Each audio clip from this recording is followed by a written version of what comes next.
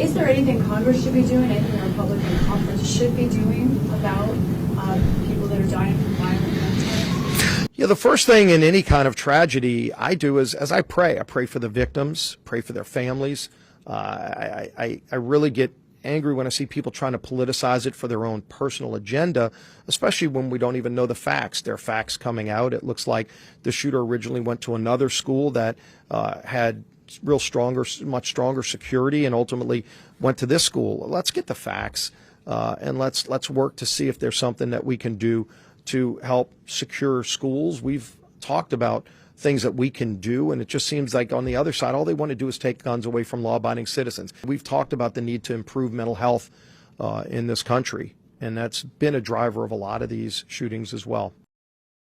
Representative Steve Scalise is coming up with the normal BS answers when someone asks him, what are you going to do about this latest school shooting? How about the one tomorrow or the next day or the next week and the month after that? He gives the same things. Number one, thoughts and prayers. He didn't have enough time to come up with something new, so he went with thoughts and prayers. The first thing he does is he thinks and he prays. After that, he gets angry about people politicizing the issue. So if you're angry about people politicizing the issue, it'd probably be a good idea not to politicize the issue, which he did immediately afterwards by then saying the other side just wants to take your guns away. That sounds like you're politicizing the issue. You should probably get angry now because there's this guy named Steve Scalise who's politicizing the issue that you don't want to talk about anymore. Crazy how that works when you're a politician.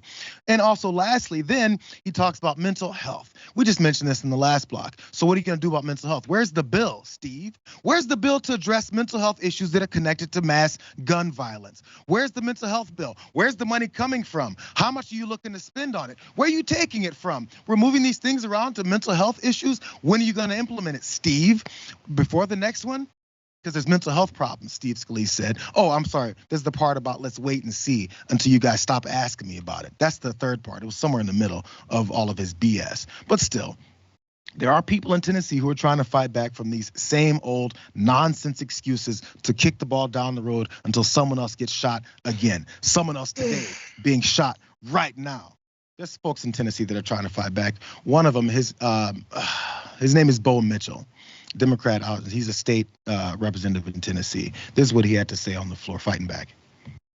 I spent 3 hours in a sanctuary today with about 150 parents waiting for someone to tell them if they were going to see their child again. The sound of the mother when she was told that she'd never see her child again. I've never heard a sound like that. Undescribable. We're mothers, we're fathers, parents, we're grandparents. My children are worth every damn assault rifle in this country and more. Do you just go home tonight? Is it worth it? Is it really worth your child? Is it worth any more parents having to sit in a congregation hours and hours and wonder, was it my child? It's not worth it, folks. I didn't have one person ask me for thoughts and prayers today. They asked me for courage to come down here and do something. So please don't say you're pro-life and then vote to put more weapons on the street. Representative Mitchell, you are... I will speak. No, sir, you're under welcome and honoring, and you need to stay. Representative Mitchell, you're out of order. I'll tell you one thing. There's 6 people today I can't welcome and honor anymore. Y'all just think about those 6 people we can never welcome in here anymore, and just think if your guns are worth it.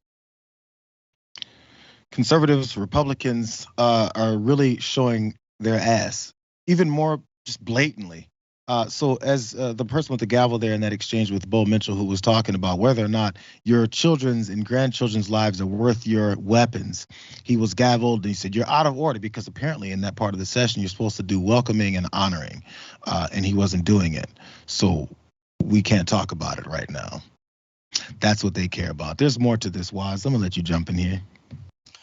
Yeah, I think he's asking the right questions. Unfortunately, the people have clearly spoken. I think folks, especially Americans, feel like this is a justified cost of doing business, right? The so to speak, eggs you got to break in order to make the omelet of their Second Amendment, their purity on the subject. I think folks have decided that, yeah, I deserve to have my guns, and if a few babies have to get brutally murdered at school in the process of me getting to, play G.I. Joe in my backyard or in the woods, then so be it. That's the calculation that a lot of folks have made. I don't even think folks are on the, let's limit it. Let's, people who have violent paths and histories, let's try to regulate this stuff like we regulate literally every single thing else. No. This is it. We need unfettered access to guns. And if little Johnny and Susan have to get murdered at school in the process, then so be it. It's unfortunate, but that's the reality. The Tennessee Holler pointed out some of these things that they are willing to do. There is actual gun legislation in Tennessee. Look, I've been overreacting this whole time. Let's go to the first graphic here, because this is what they pointed out. There's 3 big things happening. This might be helpful. Tennessee Republicans have a few noteworthy bills moving through the legislature. One is lowering permitless carry to 18 years old. Oh, the other one is stripping the penalty for carrying in a business that says no guns. And lastly, arming teachers without telling the school districts. Arming teachers without telling the school districts, because that works out great. So they're pointing out that it's guns over kids always. Obviously, that's the thing. I want to give a few more details of the one about stripping businesses from the ability to stop people from walking up in their business with guns out, because that was the number 2 on that list.